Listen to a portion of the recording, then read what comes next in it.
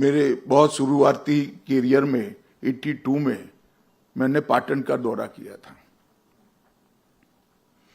और पाटन का पटोला मतलब पाटनનું પટોળું જે લોકોએ જોયું હશે उनको मालूम होगा कितनी बखूबी से बारीकी से वैज्ञानिक तरीके से की हुई डिजाइन है।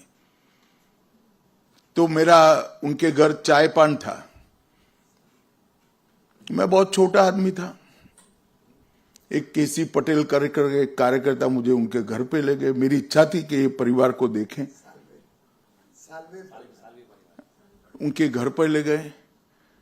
जब उनसे बातचीत करी तो रुचि के कारण मैं धीरे धीरे धीरे पूछता गया। मैं आपको बताता हूं, इतनी साइंटिफिक डिजाइन शायद ही कहीं हुई होगी कलर कॉम्बिनेशन के साथ। हजू सुधी तमे अमारी चेनल ने सब्सक्राइब नहीं करी तो अत्यारे ज न्यूज़रूम गुजरात ने सब्सक्राइब करो, फेसबुक और इंस्टाग्राम पर फॉलो करो।